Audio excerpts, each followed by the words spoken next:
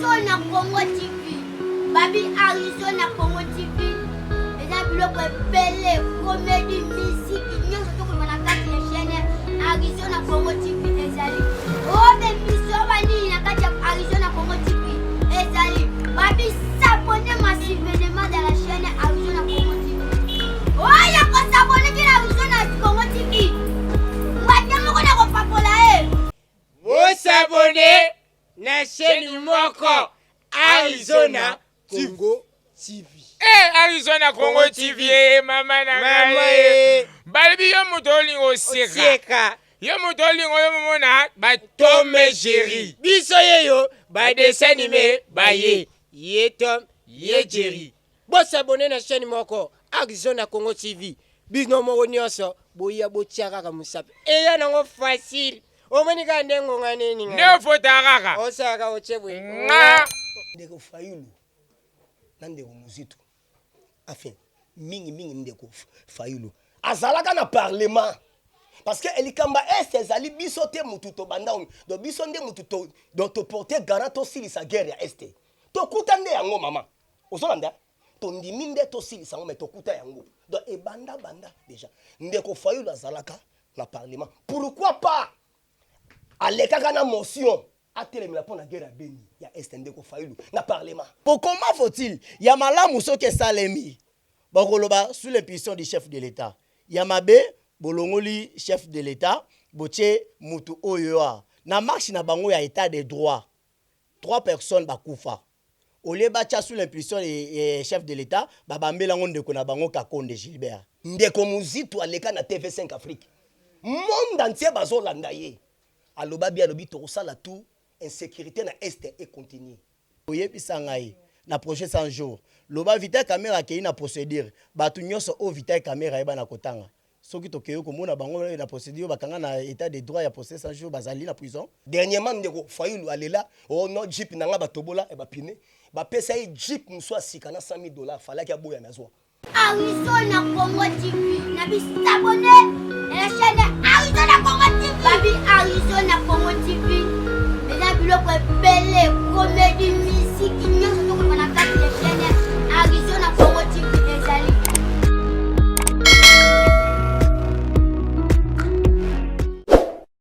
Arizona Congo Télévision, la chaîne qui vous informe au moment idéal. Comme le titre de notre émission est toujours Plateau idéal D avec M au cube. Abonnez-vous massivement sur notre chaîne Arizona Congo Télévision et n'oubliez pas d'activer le bouton de notification pour ne rater aucune de nos vidéos. De big salutations à mon boss Mathieu Kabeya ainsi qu'à toute la fondation Kabeya. De gros bisous à maman Sylvie Ngoubi Depi et à Arizona, sans oublier aussi monsieur Alain Miezi Mukondia Bazombo na kati ya Paris bambote na yo ebele.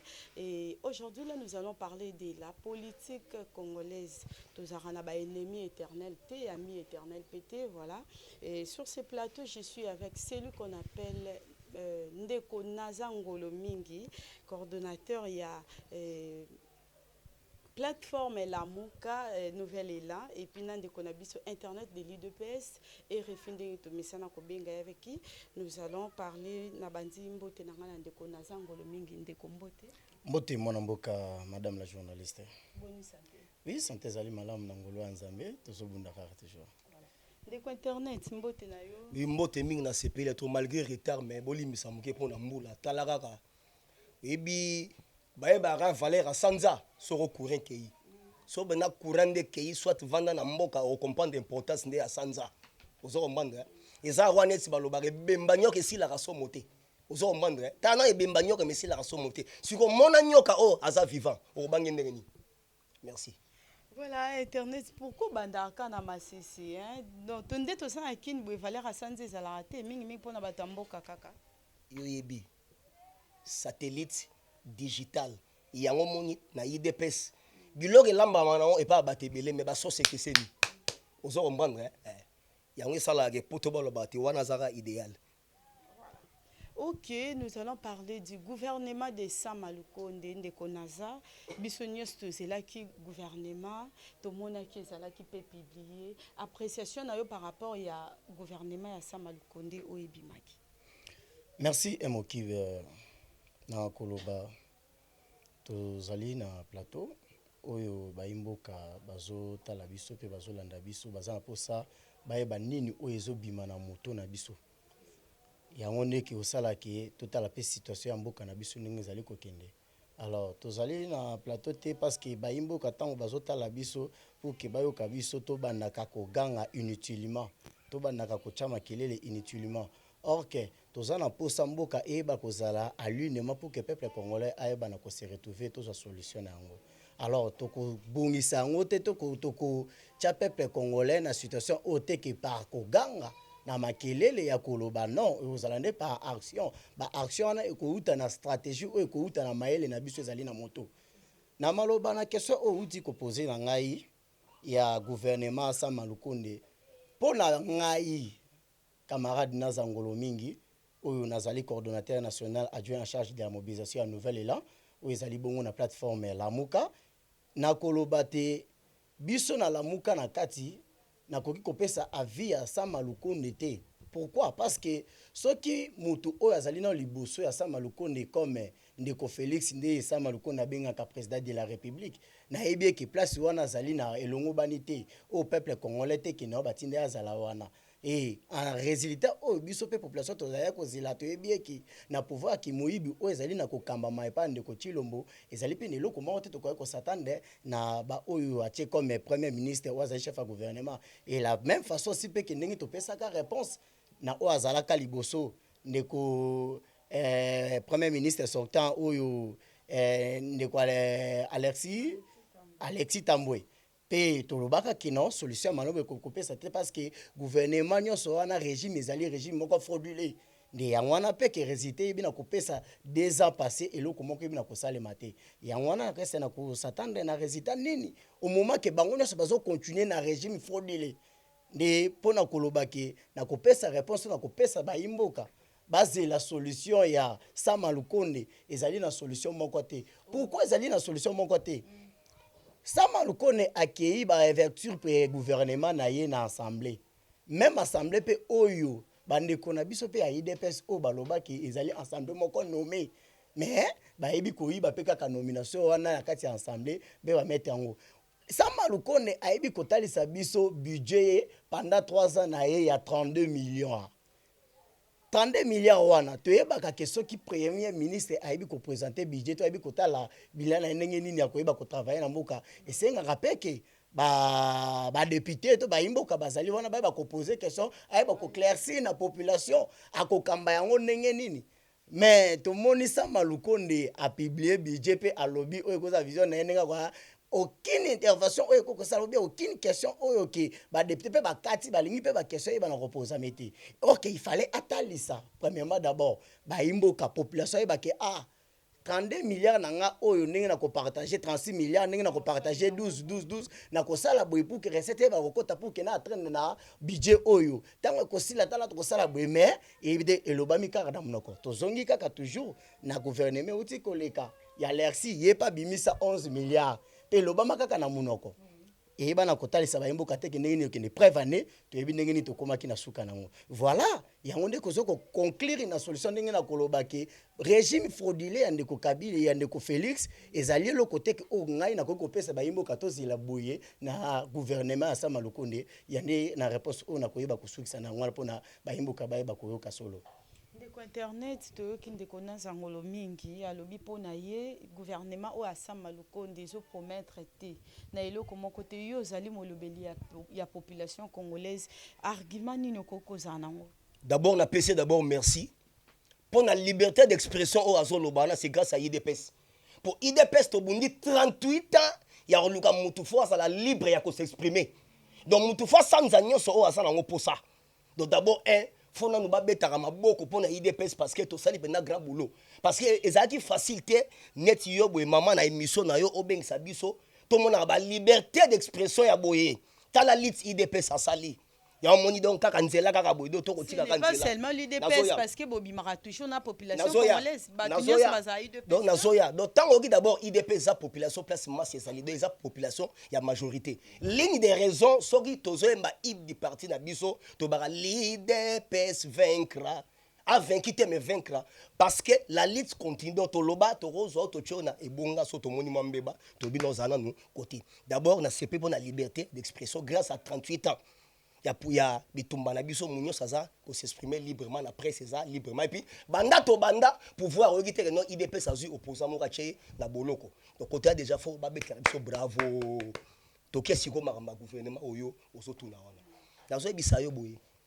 soki yo simbelinga micro oyo so nga na ebisi yo ke lamuka so le lamuka c'est que yo ozolala kaka donc c'est à dire lamuka c'est donc elingo ba yo ozolala de yonga na biso lamuka ozomana donc machine c'est démarra qui train et c'est kenda kala so na lobi na biso bandeko na biso oyo ya lamuka po ndeko na ngaza do na linga d'abord trop ai bisanga eloko nini oyo déjà biso banda to banda osala o bango desi babetela ngo ya maboko izati to banda ki liboso ote aza mungamba kabila ndenge za boye afanga na kota kuna Fokash FCC wana elongo abudu to konso fachi autala bonga male male pas à dissoudre ayati ote ndenge baza wana poto ndimaye batu baza libanda bazonga susute Moïse azonga Bemba zonga ba Francis Kalombo bango tout bazara libanda na ye moko Martin Fayulu akanga makutu na COVID-19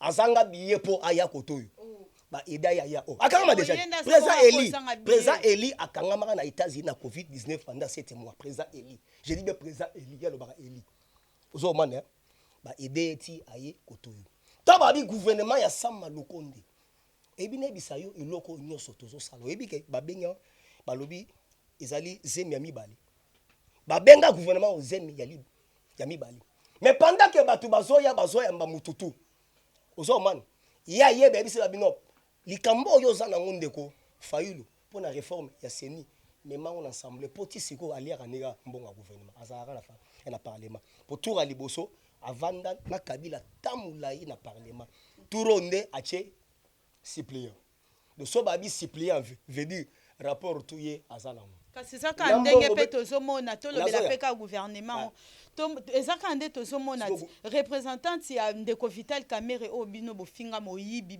matin midi soir azana cabinet à chef de l'État pesa finga kate bino botala ka ya ba pesa finga kate tozongisa kande na ibisaka ide pesa donc afinga kate mais azongisa kande ozomande donc yango moni politique ezabwe en politique il n'y a pas des ennemis éternels. En politique, il n'y a que des adversaires pour les intérêts.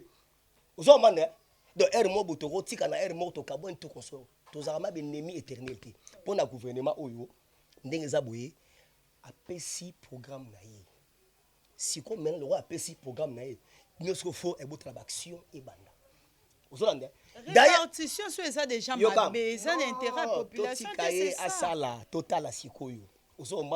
L'une des raisons to ba non eza gouvernement mo eza ya ni cash ni ya FCC eza ce que ya peuple congolais erreur tout bango ba osala banagati eloko liboso f bazai ba tant que kaka e bosa passation et de pouvoir balingi e ba corrompre na $100,000 aboyi déjà habité eloko yo to tiki yango parce que to linsu ba buzo boté o eza gouvernement ya union sacrée nationale. Donc, à reverser Mbamoko, ministre sortant Oyo, à l'Inga PC Kanyaka, il y a $100,000 pour le dossier Msou. Et ça, on a Atikango. Elle va habiter à Boyi. Donc, c'est-à-dire, tu comme na Elan Msou, on l'a dit, maman, dans le gouvernement Oyo, si tu comme en 2023 au Royoka, Congo sera le meilleur ya Rosaranate, prévenez que Bouti et Royoka déjà 55 millions d'euros et quoi pour le recensement. Maman, élection Zali. D'accord, sauter, élection Zali. Élection zali token élection mais à condition recensement na enrôlement na identification to ba qui est congolais qui n'est pas congolais gouvernement on a bisio makamba bi zali mama internet biso to lembi bauti kotinda bauti kotia parce que kaka na plateau nanga plateau idéal de to betaka masolo ba bateau de pêche ye ba mituka ba recommencer ba Hyundai na boma donc nyoso to yo kaka siko to ki sur 51 milliards ye na ko biso boy mama na ngai. Mon problème est ça, boy. Tu as pouvoir. Tu as déjà et ça, moi, il y a 18 ans, moi, il y a 2 ans, au comparé. Tu as pouvoir, tu lobby bien bon. Le roi, la toi, ma démocrate, ma père de la démocratie, dans mon rôle. Photo sangana, et na moutounyoso. Vous comprenez? Bato yo, tu as dit, il n'est pas lobby, tu as dit, bango, le to komi, partenaire.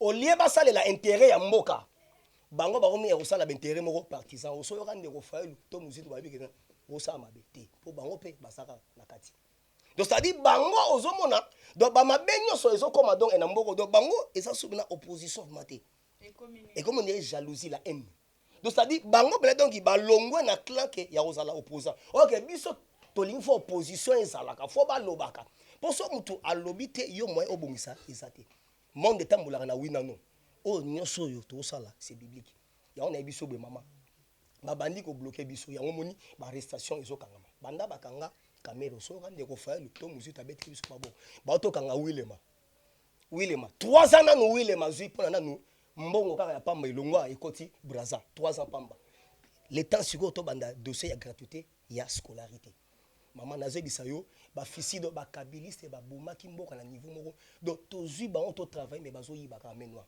sele ya lagune kala te na justice lelo na asi IGF azotake RTNC yamoni IGF asengeli biso fo bafrontière wana tu bato bakima susu te tochange en air police mama toana mosala moko ya kosanga te niveau tokuteli Congo na libulu déjà mais tozomata emale malembe. D'accord, c'est ça ndeko naza oyoki intervention ndeko internet alobi o eza ezo concerné plateforme à la mokeza lisusu opposition te komi jalousie parce que nyonso ya bango bobetela bango maboko te basaka na tort bazosala kaka mabe. Mbote mwana mboka kitoko mingi na koloba mbote mingi vraiment encore na camarade na ngai ko débatteur na ngai internet oyo ya IDPS nayebi ke azali soda makasi mais ki soda makasi na ye ezolakisa toujours na visibilité ya maloba na ye oyo azobimisa ya 37 ou 38 oyo azotanga eza kolakisa ke oui bazali na eloko moko te bazali ka toujours na se ya nzete parce que elakisi biso na gérance ya régime oyo ezali nanu na kolakisa ke bazali incapable ilingi koloba ke non 37 ans oyo bavandelaki na se ya nzete bayebanaki na kobongisama te ke peut-être un jour tokoki mpe kozala la tête ya mboka oyo ndenge nini tokoki kobongisa bazalaki kowanaka toujours ya koganga preuve ane mpe yango azolakisa ozomona ndenge azoganga otuni ye question ya motuya sur gouvernement ya premier ministre na bango oyo ya régime frauduleux ayebi na kopesa te premier ministre ya mboka na bango ya mboka na biso mais ya régime na bango frauduleux aza premier ministre na koboya te ndenge mpe ndeko Félix ye azobenga président de la République na koboya te.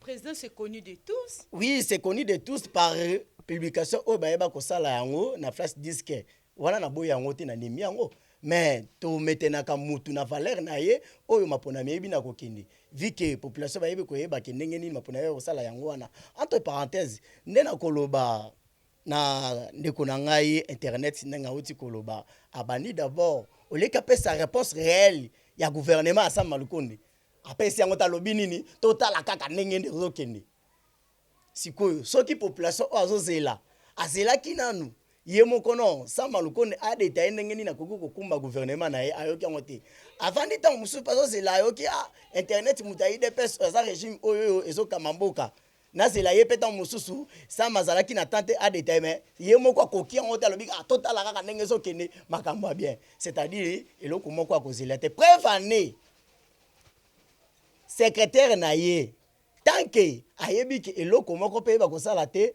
ayeba na koloba na kozonga na koloba ke secrétaire na yeba na komettre gare mpe ya koloba ke soki 2 ans ezalaki mabe bazalaki bango moko IDPS te bazalaki FCC na INC 3 ans au petit kali voilà 3 ans au petit kali bakozala bango moko IDPS te bakozala na Katumbi oyo eza na MLC ensemble na Bemba oyo azali na MLC donc c'est-à-dire elakisi ki ye moko ayebi ke na kati wana eloko moko ekoyeba koproduire mpo na population eba kose retrouver ezali te yango wana mpe alobi te ke ozala biso moko te oyoki mpe yango wana Katumbi mpe ayebi na kozongosa alobi te nyonso ya mabe ekozala na kati ya mboka oyo ezali na ngai te eza kaka IDPS bango moko bayebaki kosidera non omoni déjà bataki ebi na kokenda alobi bien ke état de droit lelo o bazwa état de droit balatisa yango na moto ya IDPS babosani ke état de droit eza na kati ya constitution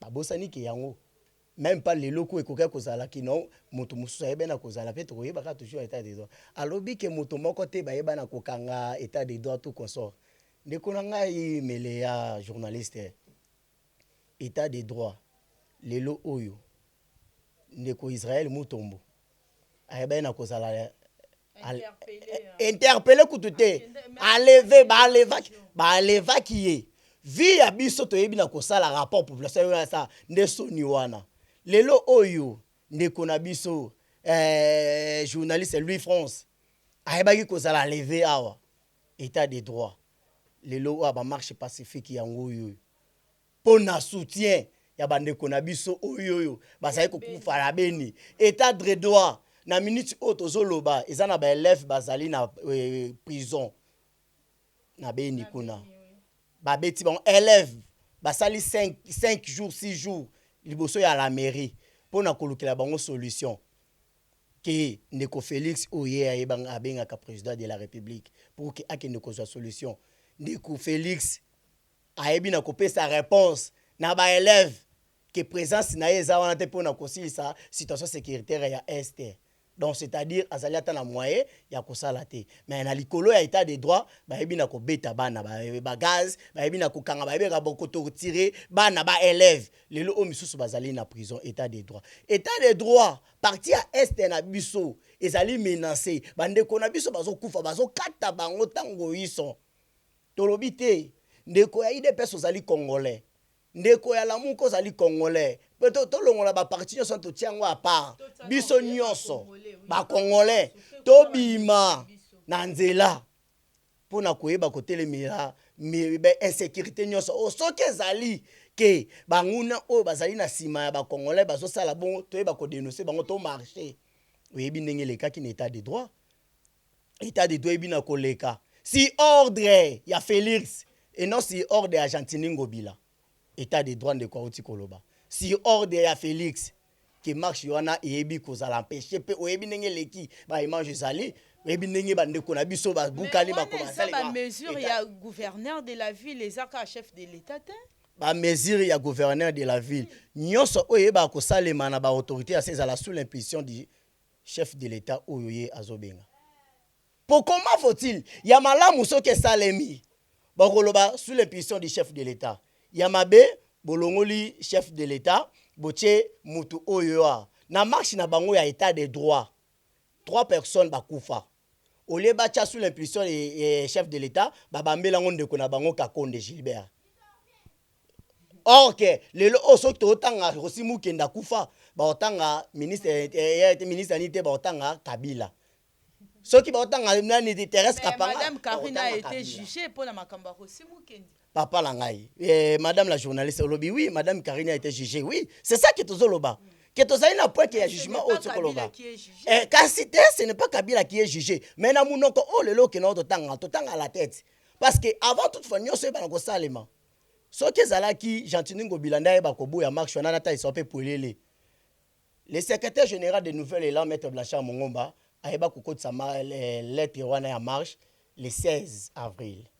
Tu es bien que n'est procédure na ko salema le 16 avril ceux qui beaucoup anié beaucoup ba ko répondre dans 48 heures alors ceux qui après 48 heures na ko leka c'est-à-dire c'est accepté de la même façon pour na ko ça qui est ezalaki sous l'impulsion de Ndeko Félix Ozobenga président de la République a ebeli azeli qui Ndeko Gentina ba ko amoni ki na te ba benga pe ba interdire vers 20 heures.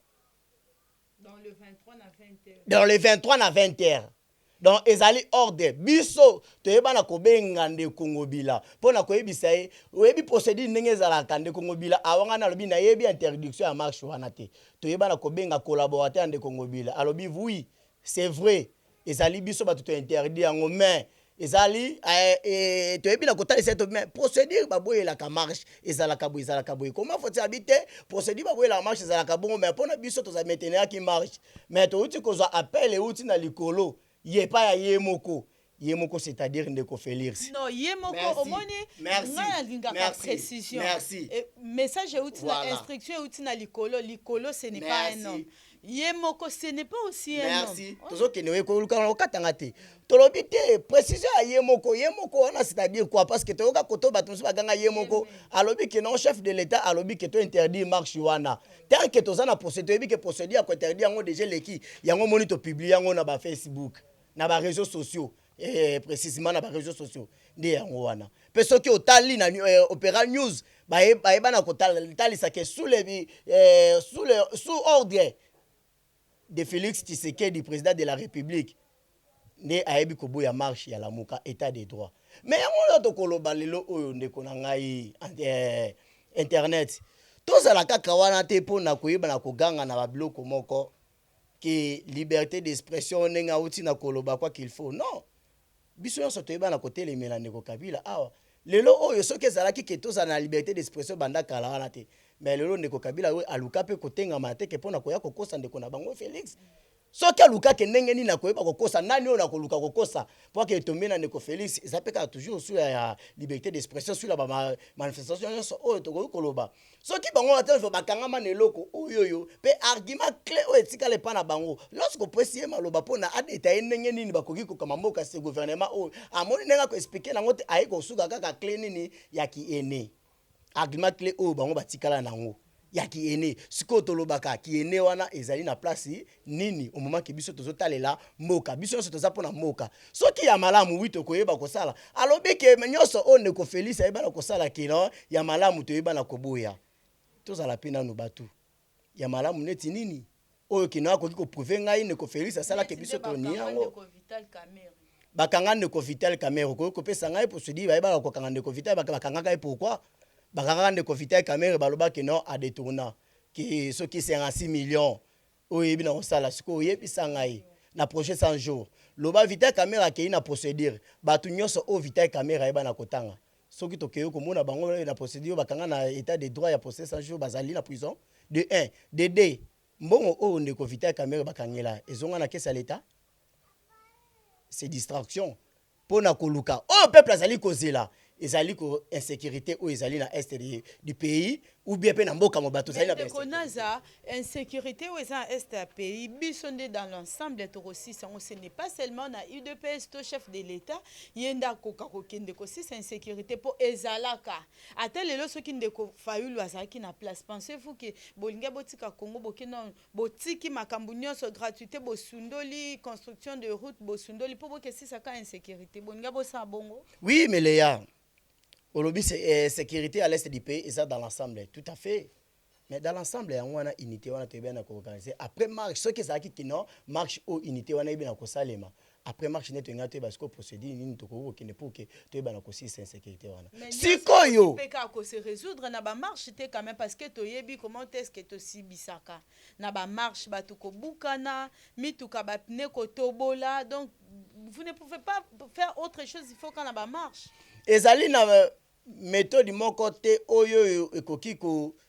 mettre position ya kosilisa situation nyonso ya mabe na kati ya mboka sans soulèvement soki ezali soulèvement te olobi ki non ba marche nyonso ba pine ko toboka beta ba gaz mais nyonso wana ezali sous ya batu oyo bazali ko balingi te parce que marche ezalaka pona kotalisa eloko nini ezali kotambola bien te pour que bana voilà siko soki okei o empêcher batu wana c'est-à-dire que secret oyo peuple ayebi na ko découvrir olingi te ezala dévoiler yangwana o ko empêcher batu wana nde ko ba kotalisa ndenge nini o lelo ndeko Félix ayebi na commettre komema mboka na biso na situation o de okende o ndeko ayebi ko betila roka basala 38 ans.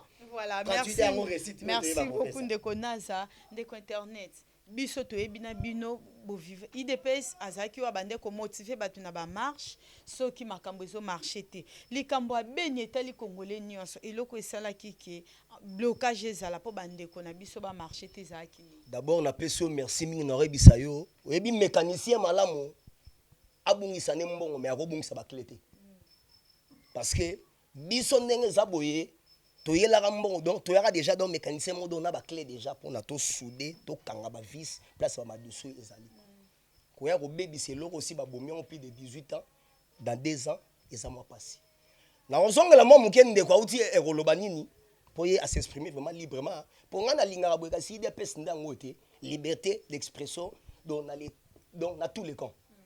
Ya boy. D'abord et loko a comprendre nga bete na lobby boy. Soki na lobby ke samba lokonde total là, c'est-à-dire asa le selo a pesé discours pendant 3 heures de temps. Donc yoka non, nazo déjà. Pardon, zéro. Non, nazo ya boy. Peut-être non. Et ça rectification moi moké. Ezali na lobaki boye à travail. Donc tu travailles déjà bien parce que ezali gouvernement mo eza union pour la donc union sacrée nationale. Donc déjà bonne marche to bandi na 12 ti to comme 2023 déjà ba 36 milliards ça va. Pour avec Kabila to monari. Tu auras 2 millions 4 milliards ya maloba. Yami balé na lina épinglé et loro mo alobi wana sans été. Ebi biso to ba bantu na sans été.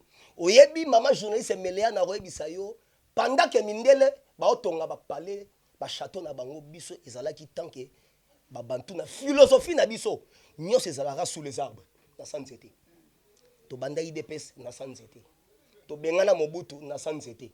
To bengani musée na sans été. Kabila oyo Hippolyte Kanambe accueilli na sans été. To zi pouvoir na sans été. Ozo mané. To kambi do to kamba déjà Congo na sans été et puis toza présent Union africaine na sans été. Ti to koma présent ya. Donc na biso do tozo ke donc eza kwa ko nzeta mbila ba okata ekola ba okata ekola. To qu'est-ce que elikamba beni estewa. Maman journaliste na retour na yo to kende pai et tozonge pai. Mendeko Fayulu nandeko muzitu. Enfin mingi ndeko Fayulu. Azalaka na parlement. Parce que elikamba ezali biso te mutu to banda do biso nde mutu to do to porter garant to silisa guerre ya este. To kuta nde yango mama. Ozolanda to ndimi nde to silisa ngo me to kuta yango. Do e banda déjà. Ndeko Fayulu azalaka na parlement. Pourquoi pas alekaka na motion atelemela pona guerre ya Beni ya este ndeko Fayulu na parlement. Yonde kwa Fayulu batalamuka do likamba este boroya e ko telemela ngo moment o ya président na biso to lobi ke non to kuta guerre on met to ndimi to silisa yango mama. Bango ba lobi marche ba kotisi e mukanda na bango et loko ba pimeli bango marche wana pona ni d'abord faut bango pendant régime na biso ils ont marché 2 fois librement et puis ba marche na bango e bandaka chango. To tuna pourquoi boyaka na limité te ezaka chango e bandaka na chango sukela kaka na chango. Dernièrement ndeko Fayulu alela oh non jeep nanga batobola e ba pine ba pesa e jeep mso asikana $100,000 fallait qu'il boya nazwa. Et puis tango yo osolo ba ke marche poto ndima bango fallait ba kende ba marcher na est. Chose grave. Ndeko muzitu aleka na TV5 Afrique. Monde entier bazolanda ye. Aloba bi alobi to sala tout insécurité na est et continue. Insécurité et continue. Tosenga na communauté internationale batika donc batinda ta donc moko awate. Comme ça biloko tout mata vie et comme pas si investisseur baboya koya donc guerre na est ici la té. Ndeko. Nazoya nazoya boy. Soki yo tikeli admettons que Muzito alobaki bongo azo renforcer guerre ici la té, pourquoi pas bola que ça makasi na bino pour bosala que guerre ici donc quelque part vous lui donnez les pouvoirs de ya on a lobby nazakoya. Ya on a bi ozaka même voler nanga nazakoya. Pour nanu na chitete. Si go monde entier balanda yo. To ebi ke na mutu na biso tant tozomona ba crash avion ba désastre tout na est parce que ndeko musu déjà à ça loba parce que la muka déjà ici ba lobi que non biloko rolia foi mata akokamina donc eko diriger teti a rolongo aki. Parce que bozobanga sikoyo tangu sikoyo non IDPS isa kwa nzete betela kake banga na hotel likolo eyina nazo biso nazo etika na chite non nazo ya boy nazo biso boy maman nazo biso banda tozi pouvoir soki etozara forte soki basité nazo biso batacle oyo tozui donc tobunda seul contre tous. Heureusement déjà IDP eza parti mo ya résistance. Heureusement déjà à l'époque de Mobutu parlement de Bo ezalaka tant que résistance. Siko tokom na moment ya ko dénoncer parce que toi on a besoin faut conserver pouvoir pour to saki pacte na biso le 23 juin 2019 to kaba Congo na maboko ya Nzambe ndamwana. De toza seul président waka akaba Congo na maboko ya Nzambe aboya makila. Siko pendant que yo olobi que non insécurité et rekota na est et aussi te OK kotisa lettre na bino ya marche ngobila habité mais bateau déjà ici baloba que kuna insécurité rozara tokopermettre bango te pendant que bazo non nazwa boye nalobi nabi boye yo déjà aussi olobi ke côté kuna insécurité ekozalaka kaka toujours bolamu moko ekoya te sikoyo yo ozosala marche mpo kuna kimia ekota me bakomona nani nalobi boye nazwa te na politique baennemi éternel bazalaka te peut-être alobaki yango parce que azali na kanda na moto quelconque babongisi yango moni tolobaka boye kuwanga totikela bateke fufu totikela baluba politique totikela yango idps l'Union pour la démocratie et le progrès social. L'IDPS a été créée pour défendre premièrement les intérêts du peuple et combattre tous les antivaleurs et instaurer un état de droit. Nazoya place yo sasiko. Problème est sasiko zani. Ozolanda. Yango ozomona babino to permettre bino te e bon marché.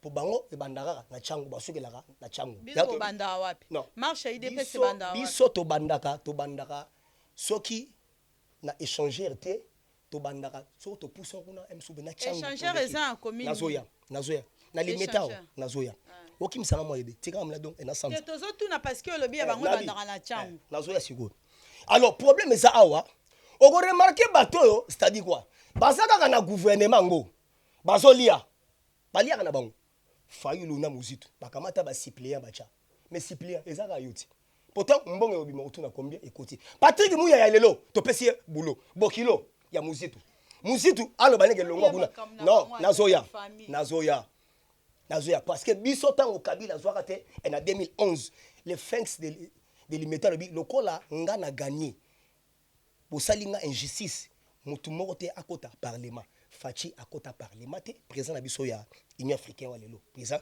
de la République Sali good place à Sali ndeza boye Jacques Matanda akota te donc biso to kota te et bango bakota tant déjà ocha suppléant aux la kati bokilo na yo déjà a commis ministre ya information presse et médias porte-parole ya gouvernement pourtant ndima bena ndeko muzitu biebe loba na ye Patrick Muya longwa musala wana so ça eloko mususu yango monta baliaka na bango mbongo vana no kimia yango moni Bemba lobi yango moni Jean-Pierre Bemba lobi bino bozolala ti sikoyo OK biso si to lamuka kala parce que vision to yoka na nango na lamuka eza ote uzosala ndeko Bemba lobi to yoka naka tozwana no Rwanda to chaye pembeni mwana mboka to soutenir ye soyi asali mabe to lobeli soyi asali malam to beti maboko Bemba lobi o ya muzitu afailu e komi jalousie haine j'avais abi bobo sani et puis lamuka ne déjà isa ona ezaki te dona ba contexte moko que non bolongoli o bocheté faut bino nyoso dans l'ensemble parce que batu babanda la muka wana ezabiso Félix Antoine Tshisekedi Tshilombo président de la République président Union africaine biso ba to pesa combat la muka wana na triomphal to pesa combo ya la muka donc ezakutu donc et tout ça la dynamique de l'opposition ba rassemblement donc IDPS to foruma kakaka olandi yango moni tina ba pekisa ba bon marche wana ba kutani na résistance ndianga parce que gouverneur alobaki ngana boyi ba balingi basala teti ndianga ba moni soki bena toto ndima ba faiba ki ba marcher na est et puis e mokonza mboka a déjà e ko lancer message pour na est alobi boyi d'abord akina nkuna yimoko akenda kuna akomati na zone rouge place même Kabila akomate ba expliquer makamyoso ezoleka avant comme on a boyebi atinda bataillon sikoyo atali akomi président Union africaine homologue né yangola abengi habité président yo déjà oza président ya Union africaine c'est metotinda ba soda ba troupe armée et kende kuna echa kimia soki kimia koti simayo yango moni président Félix Abagabi riposte nango za impitoyante ndangwana yango moni Kenya bazawana Angola bakomi lelo Égypte bakomaki après 2 jours ndangwana makambeza kuna guerre na est rebelle a commis koya ko déposer ba mindu donc ezara guerre te mais eza cop donc comment on dirait shida cop et la guerre te voilà et puis ezanga ba congolais et misusu ba préférer la guerre ici la te pour bango ba s'enrichir on l'a dit maman voilà réponse opesa. D'accord, ndeko naza ngolo mingi oyoki réponse ya ndeko. La stabilité, la sécurité, ça déjà, il y a armée plutôt, et ça déjà na est bongo ndeko Félix ya Kolanda. Plateforme la muka obision stoyebi ezala qui créé par autorité toyebi président de la République Fatou Beton, ndeko Moïse Katumbi, ndeko qui encore Martin Fayoul, bah c'est tellement ébélé, mais idéologie wana toko yeba vraiment ezala nani. Merci, Miléa et mon Ib. Au moins, plateau, vous allez journaliste et moi, tant on partager les liens pour que la population va kolanda biso, ils allaient et le comment ko eko sala qui va comprendre nini oyo ezali na kati parce que tu os représenté ba parti na biso to ba plateforme na biso.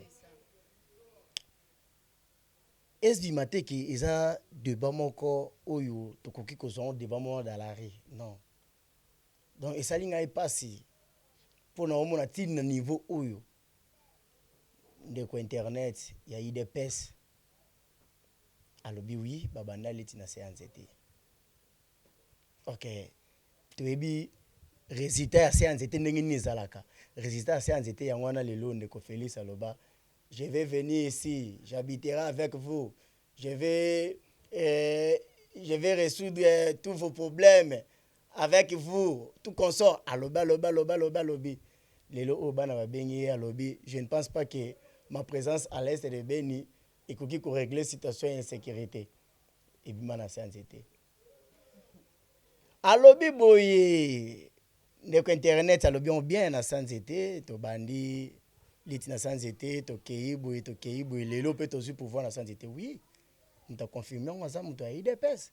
Tant biso pe to banda ko lobaki no bazo pouvoir ya séanzité. Abanda ko boya lobité to zo ya séanzité to zo na irne. So ka lobaki na irne ngana bisa pesa nga résultat ya irne. Mais chance que a confirmé que bazo na séanzité. Yango ke biso to lobaka. Bazo na séanzité ya kingakati. Babanda liti na séanzité. Ba kene 37 ans na séanzité. Lelo o ba ko so pe pouvoir na séanzité ya kingakati. OK. C'est oui. Si c'est l'UDPS qui parle, la mouka qui est Kingakati. Si c'est la mouka qui parle, l'UDPS qui est la mouka. Où ça, Kingakati. Vous ne pouvez pas arrêter avec l'histoire de Kingakati. Bon, l'obélana politique actuelle. Oui, merci. Ce qui n'a pas pour nous koyeba ochité, ce qui tobi que non, la mouka UDPS banane babenga mutu obiso population to sangana pour que to benga na babenga partenaire. UDPS. Donc c'est-à-dire pour nous la réponse à sans été qui n'est cause de la sans état qui ngakati yango lelo oyo et bloqué bango na FCC nde ba yeko kene na FCC élargi hautement appelé union secret union sacrée ya papo na bango to na la muka ezala eloko moko ya ni ya président Martin Fayoulou ni ya coordonnateur actuel excellence Adolphe Muzito fumon pas visionnaire du Congo ni ya qui que soit non la muka ezali eloko oyo ngai na ye to sangana na triomphal to lobité ndeko Kabila ali Rwandais ndeko Kabila ali mobomi ya mboka oyo il faut to bimisa elokola to telemelié aligné asala glissement ya koluka ko continuer asisa ba élection pe ba kozala na mboka na biso te cette fois-ci il faut to kene na ye to kwese amemi biso na bapona mitan to ye koloba na mapona miloko to bana ko senga to ngito kende to za na posta te ke Martin Fayoulou pesa candidature na ndenge na yo oh Félix teka te bokoyeba ko pesa force ye lokola sangana bimisi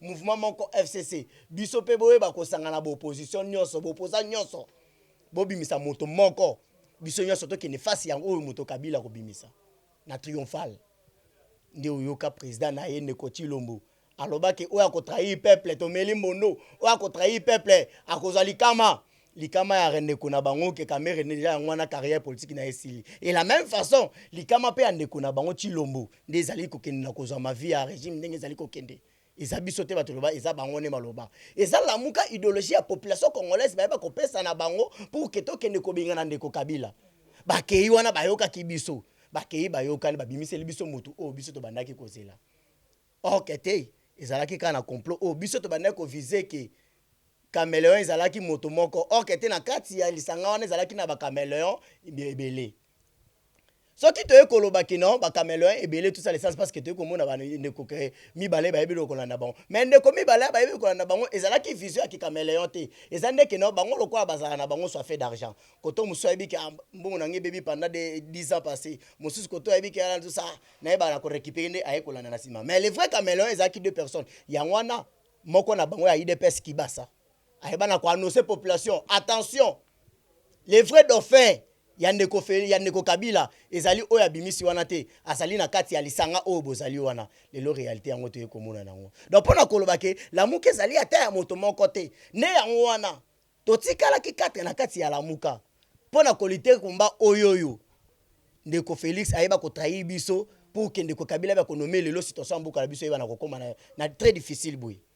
Alors ba oh mususu bazalaka soit fait d'argent ba yemi na kobendana même biso population torobi te tokoki kosangana na bato o ba yebi biso te ndenge régime o ezali kotambo ezali na kotambo na makila ya peuple o bazo kufa tango iso na beni bazali koboma bango tango ifo na makila ya peuple o bazali kokufa na nzala na makila ya peuple o bazali kokufa na mai na courant na nyonso tokoki koya wana te nde yango wana tolobi ete soki pe lelo oyo il est des leaders autotiqués na bango le président Elie Martin Fayulu et l'excellence Adolphe Muzito visionnaire du Congo ke bayebi na kopesa biso mo Congo tokobenga na bango tokotikala lamuka ya biso mo mpona koluka nani oyo tokokende na maponami ya 2023 mpona koluka solution ya mboka na biso actuellement totikali kaka na bango mibale elongo na population mpona koloba ke lamuka ezali ya moto moko te o bazali liboso na lamuka ne ezali ya peuple congolais ne tozoyeba na kodiriger na yango. Voilà, ndeko naza kaka na système ya gratuité de l'enseignement tomoni bongo oyo azalaki moyini to pe mongune ya gratuité ya enseignement azalelo déjà arrêté arrestation na yo sali yo ndengeni parce que yo ça parmi bato babande koloba que il faut vraiment gratuité ya enseignement et à la réalité au tozo vivre. Oui, ndeko Meleya ce que lobi ke eloko o esala ke gratuité de l'enseignement et à la réussite parce que ndeko Willy Bakonga 2 millions au boyoki na munoko yebaki na kopima 2 millions mais après avoir que landela soki bani so commission za sous 2 millions te et commission qui 150 000 boye tout comme ça wana sur du théâtre ya on a koloba keno eloko sala keno gratuité bana kosila te kaka dans to continuer na gratuité ya inane o na 2 millions au Willy Bakonga o baloba na munoko non sikoyo yango na yobi koloba soki bo compter 2 millions ya Willy Bakonga et bon réserve oyo et bana kotika na ndeko Kabila o toluka to benga na ye atika soki to kena to lobana régime et excellence Adolphe Muzito atika réserve ya mboka na biso na 2 milliards 300 matata ponya ye aliepe mwana mu mais alta yaki atika ki on a 1 milliard 800 lelo oyo na régime ya bango bana mboka totika ye na 505 millions sikoto loba soki 2 millions Willy Bakonga nde ayebi yango wana ndeke pona kosiza ya gratuité et bon réserve oyo bana kotika la 1 milliard 800 ekei wapi sikoyo sika bazolo babondi mara bango te moyibi bakangi muta détourna ki bakangi okokia ta oloba te que c'est une bonne chose moyibi bakangi to sepela te ke na moyibi ke bakangi en même temps solution ya moyibi o bakangi egreba la kozamate il faut total ka ba effet nyoso o ekosala ke même atana moyibi wana bakangi to beta maboko après ko kanga moyibi wana ndenge ni egreba kosala après ba résultat non jamais que non na sala analyse mo te na bika lokola bakangi ba parce que bango nde bazana bazata na analyse mo te o bakosala sur ce parce que lelo o lokola beti maboko ki ba Willy Bakonga o mone loko msuyi wa ko parce que au lieu batala fondement ezo utawa batalité ba batalika Willy Bakonga parce que le nom de la population ça Willy Bakonga mtakanga gratuité Willy Bakonga or que non c'est faut parce que na 2 millions on est ba kanga yango na kanga gratuité or que nyoso wana ndenge tolobaka bango nyoso batu nyoso baza sous loi ya ndeko Félix o bango bazobenga président de la République tango siko lelo nyoso ba ko sala mécanisme nini o yeba kina ko asili si réserve ya mboka na elika kino akoyeba kozwa ba soutien ya libanda OK soutien libanda ne yangwana lelo oyo l'excellence Adolphe Muzito ayeba na kosilisa de façon ke ba kokozo biso na système abanyongo mais lelo na régime ndeko Félix ayebi na kokende na continuer na yango Willy Bakonga bakangie oui ayeba na kosibi pe na mais po total la dossier yango lelo oyo ezalika kana Willy Bakonga te dossier yango wana ezokende ebele bayebi bakotangama na nsima wana lelo bayebi kodevoye yango secret mpo na nini bazalingama mpe totala état de droit oyo ye azoloba justice lelo ezokende kaka kote moko tolanda procès ya Kamere bayeba na kotanga tous ton long ya ceinture ya Yendeko Félix oyoka ta moko bainterpella Radio Silence y compris même ata de so ya ye Willy Bakonga ngo awa Radio Silence eza nini pona ko aveugle biso population bawana musuza na ngoto meza na ngo aveugle ça maito tenir rigueur zate tozo ka ye mutu population tango ba mona boye copie ngai na Ndeko Kabila na nga Félix e bana kolemba ma rien biso tozali population oboko ko aveugle biso ne loko moko ya mukete population zali kozela. Cette fois-ci, trop c'est trop, nous allons faire de toutes les façons pour que te biso moko te bango ça. Pongia ba bébé oyo papa na bango atina que son âme repose en paix. Yangwana loye ba ko continuer bango toujours na aveuglement biso tozali la muka oyo et ça là que tozala veille pour na ko bengana Ndeko Kabila. C'est ça ndeko internet ba konga ba kanga ki ndeko bande kwa la muka ba lobi bazala baza contre tendenge loba liboso bandimaka te baza pour mais suite ezalaka ndenge nini elobi ata ndeko moko aute koyemba bakanga Kamere est-ce que mbongo yango ezonga Willy Bakonga bakangi mbongo wana o adetournaki ekozonga c'est ça le problème. Pour répondre na boy tango déjà bakanga tous les comptes bancaires ya kobanda ya Amida Soraya ozo komandre ozi oyo nani pire petit Kamere nani oyo mususu wa mulemle Masaro. Donc c'est que déjà babande ko kanga mbongo Kamere azongisa déjà. Siko no mama to chaye wana po ba continuer ceci là ezonga déjà en akesa l'état ezonga ka déjà. Olandi mais peut-être aza sous-informé na informé. Na lingena épinglé elo moko na moni sans internet s'il vous plaît.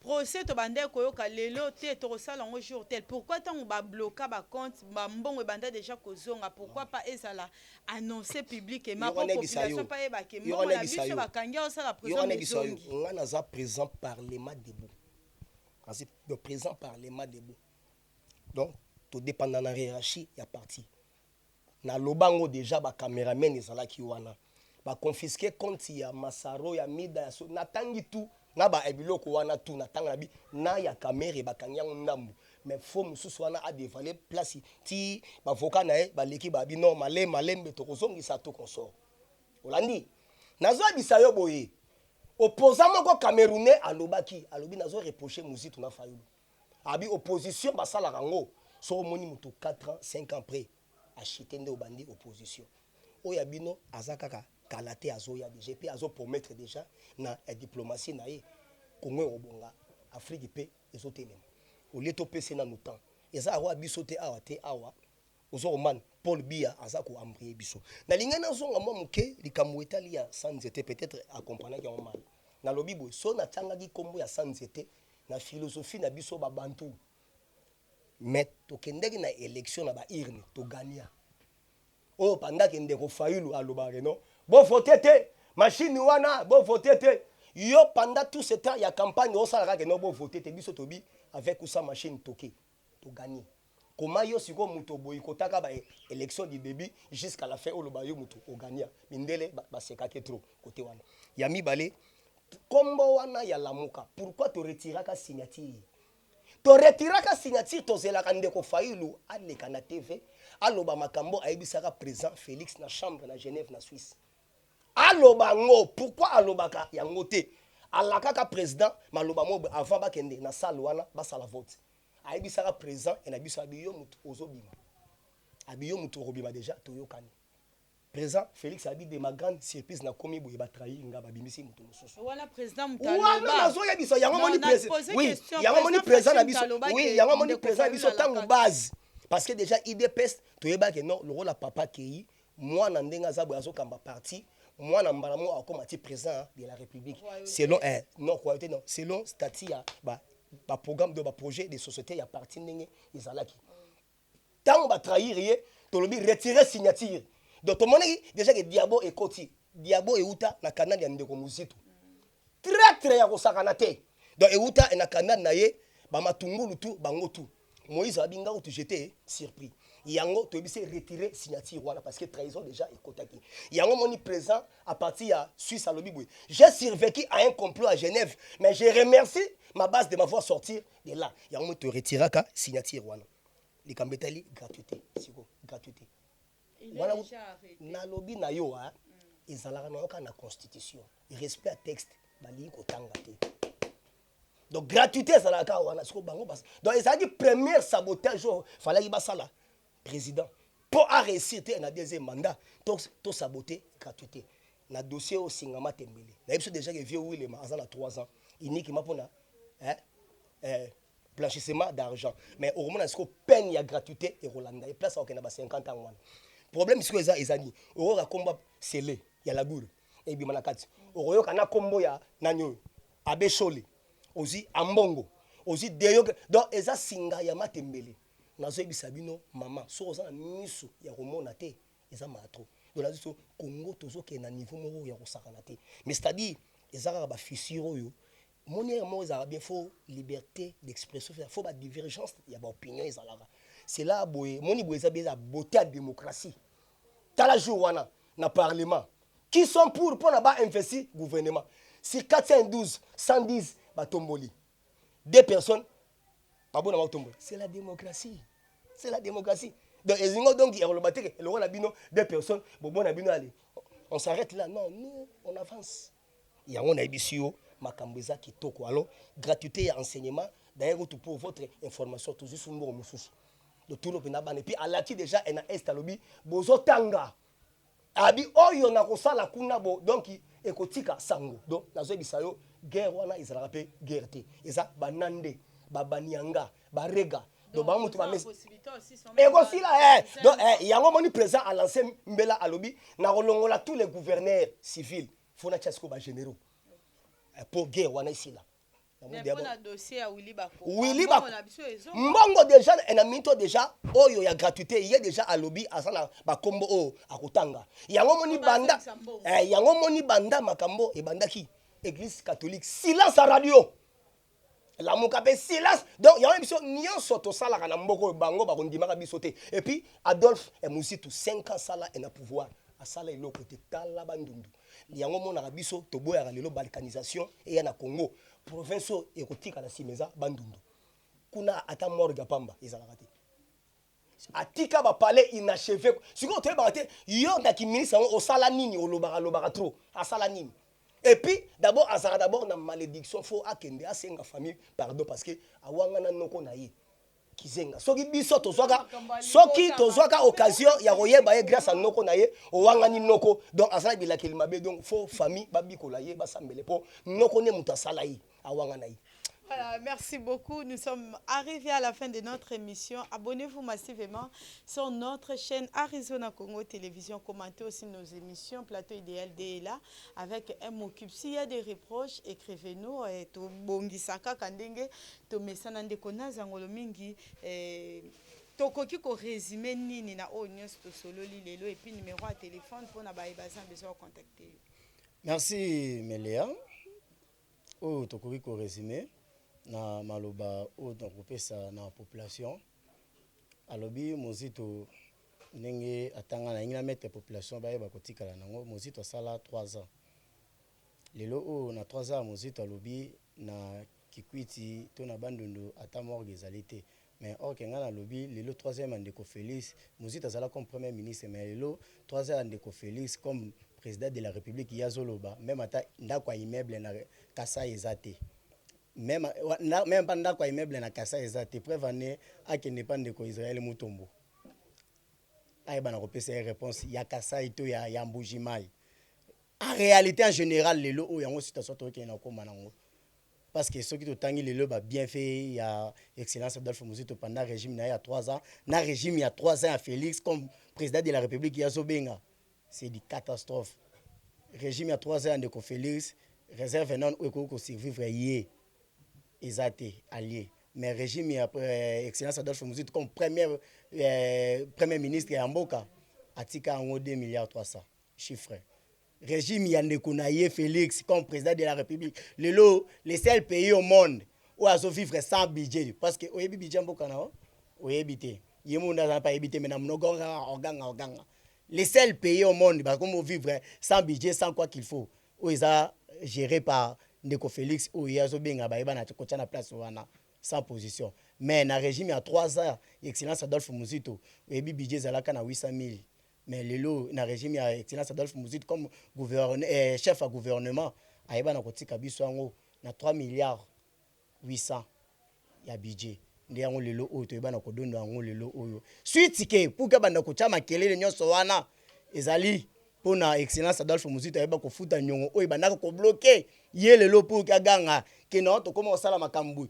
yango wana ndeko Félix ayebi na kozongela biso yango pona okende ko defaka bani tout ça to zonga lisusu na banyongo oyo déjà toyeba na kosilisa yango mais c'est la honte lelo oyo tozwa kaka ye moka pesa bilan ya excellence Adolphe Muzito comme premier ministre il y a 3 ans na bilan ya ndeko na bango Félix comme président de la République na 3 ans na ye yango c'est des catastrophes.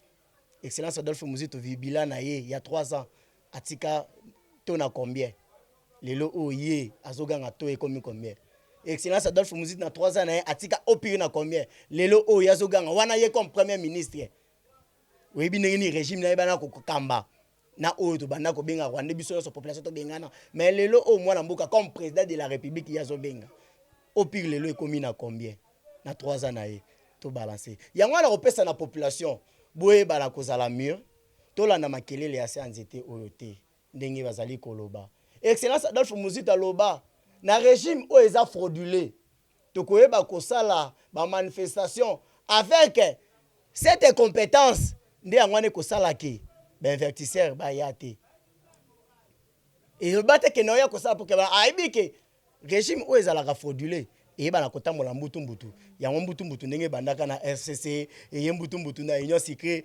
lelo koma monde za soka ba député ba salika mwelo mo be pona nini Félix Oyambango bon 10 na ba député siko reste mboke ba notambola bongo radio silence yango wana ndi yango lelo zo peuple congolais tozala éveillé pona koloba ke tozala na souci ya mboka na biso ekende liboso biso nyonso la muka dans l'ensemble biso nyonso la population congolaise tozala lisu likolo yesu toyeba kotika théâtre o bandeko oyo ya sanzité bazali ko continuer na biso ya koloba nango kwa il faut tolanda maloba na bango te toloba malokuta na ngote biso nyonso tozala déterminé toloba ke qu'il pleut qu'il neige tozeba kubanda déjà toza déjà prêt ya kokende pour la élection. Avant l'élection, nous voulons les réformes. Ceux qui les réformes, où est-ce que ça les maté?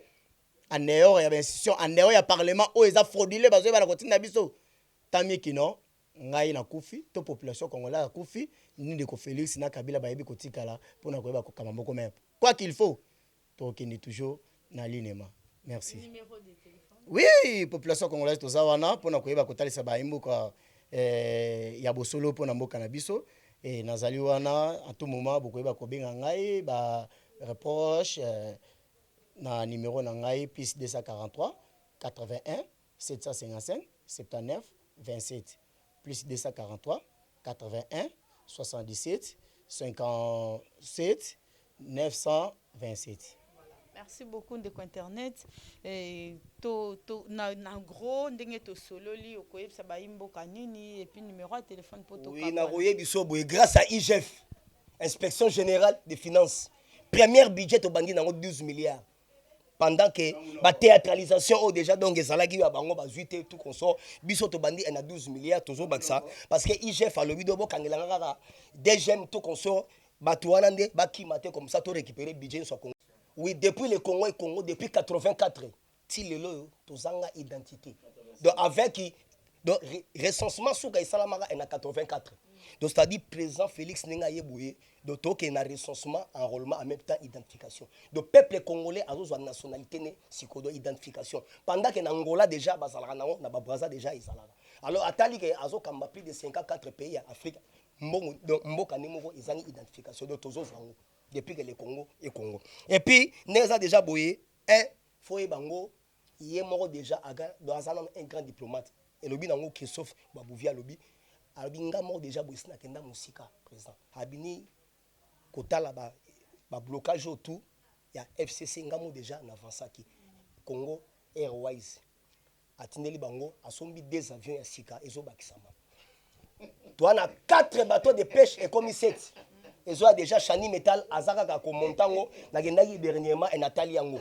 Aux Hollandais, Toti et Robaksa, 3 bateaux pour na Ekosala Nzela, Kobuka Banzela, tout consort. Les lots Bakuluna et Batigela Bisso.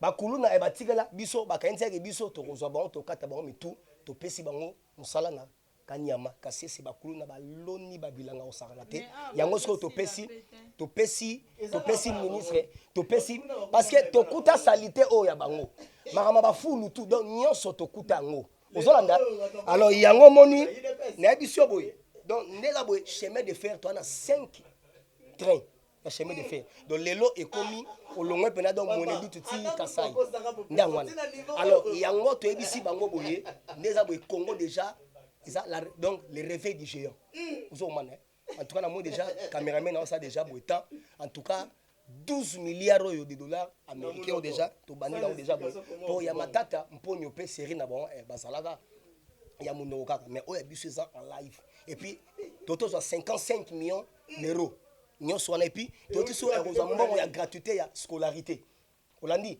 et puis toto ekozwa 1 milliard ya banque mondiale a pesi biso parce que e ba pesa gi monde 64 milliards Afrique tozi 3 milliards RDC to bénéficier neza boy 1 milliard parce que biso toza bato to kambati na Union africaine na sanzete wana tokutana na Macron na sanzete John Biden ba Trump na sanzete lelo diplomatie na Congo et mati lelo tokomi na Congo tokomi 5e mais pendant que Kabila azalaki ena batune tout consort ba muzutu tout ba ena primature Fayulu ena parlement Congo ezaki nulle part ailleurs donc lelo ndi pena développement ya Congo comme donc eromona et puis l'investisseur ba yemu tombodi kimbelobi ayaki na quelques investisseurs ba pesi biso 1 milliard pour na ba car et bandotambula ba car électronique donc depuis donc nazo bisayo yango do omoni bazoya déjà belé misala ezoya bana Congo ba se retrouver tous à la kimia donc to vivre les bons moments plus 243 97 20 44 237 plus 243 97 20 44 237 et puis talaka femme la plus célèbre voilà ba combattante oyo ya poto wana uzi ba Charlotte Ndenga ye abundaka makasi ye na amobilisaka ba mama ozo mande donc ye bazé belé uzi ba anima sam donc uzi ba espérant mbungi matsaka wana ba combattante na biso parce que IDPS c'est un monde entier ozo mande ya moni IDPS mutu vandi si ba diaspora tout na libanda donc parti o ebundi tamula ina wana voilà elo esengena na biso wana merci. Merci beaucoup Nabalandi News. Il y a plateau idéal D avec MO Cube. Et ndeto le baraka ka ceux qui vont s'abonner, vont activer le bouton à notification pour que la prochaine vidéo et côté la bino au moment où yo toko tisikaka. Merci à la grande dame Nakati Lille Mimi Mazeba, le boss silencieux Papi Masuta Nakati à Belgique, Papa Nachadrak l'espoir et Nabosani Pété qu'on remercie Oya Sali pour que tu réalisé émission Oyo Jafet Mikabar qui est derrière la caméra. Je salue aussi Jean-Simon Tombo JM et Nabosani Pété mon vieux Alain Miezi Mukondi Abazombo Nakati à Paris, sans oublier les coachs Bona Matundu Ndeko ya Jacques Matundu ba parisien ya Tongo et solide pour aller loin de l'inikin Bambo Tenabino pour mettre Aboubakar Milandu Bangwana ba accompagner qui Ndeko na Zangolo Mengi Bambo Tenabino to monani balasima bye bye.